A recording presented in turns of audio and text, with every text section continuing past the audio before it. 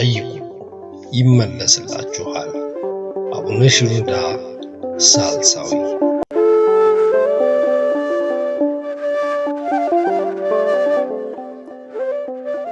ክርስቶስ አገልግሎቱን ስለመጨረሱ ተልእኮውን የሚጨርሰው በመጨረሻ ቀን ሲመጣ ነው የሚባለው አባባል ልክ ነው?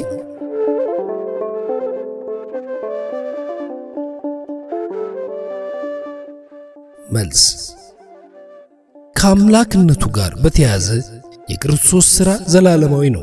መጽሐፍ አባቴ እስከ ዛሬ ድረስ ይሰራል እኔም ደግሞ እሰራለሁ ይላል። ዮሐንስ ወንጌል ምዕራፍ 5 ቁጥር 17።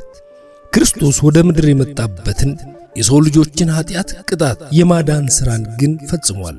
በወንጌል በስፋት እንደተጻፈው የክርስቶስ ወደዚች ምድር መምጣት እኛ በኃጢአታችን ያጣነውን ነገር ለመፈለግና ለመመለስ ሁላችንን ከሞት ለማዳን ነው። ይህንን ተልእኮን ባደረገ ጊዜ ደግሞ ሆምጣጤውን ከተቀበለ በኋላ ተፈጸመ ብሏል። ዮሐንስ ወንጌል ምዕራፍ 19 ቁጥር 30።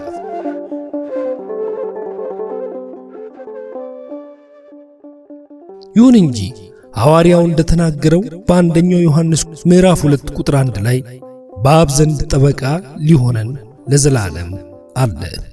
በዓለም ፍጻሜ ደግሞ ክርስቶስ የሚያደርገው ሌላ ተግባር አለ።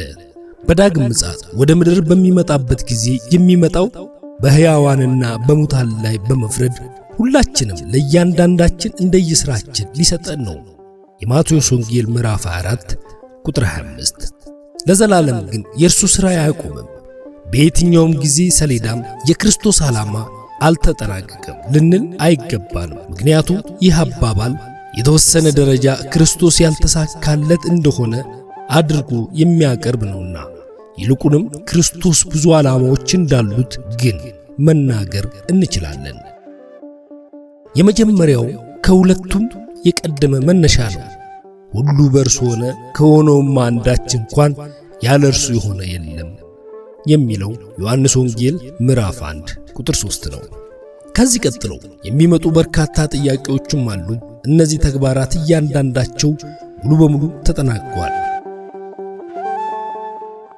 በዚህ በምድር ላይ በተመላለሰ ጊዜ ከመስቀሉ በፊት የነበሩትን የማስተማር ሐዋርያትን የመምረጥ ምዕመንነት የማስፋፋትና አዲስ የሆነን መስቀሉን ነገር ተቀባይነት እንዲያገኝ የሚያደርገን ሥራ ሁሉ ማየት እንችላለን።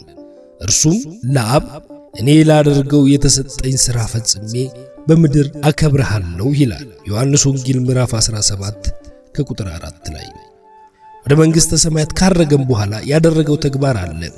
ይህም መንፈስ ቅዱስ አምላክ ነው። ይህም በበዓለ ጰራቅሊጦስ ዕለት ተፈጽሟል።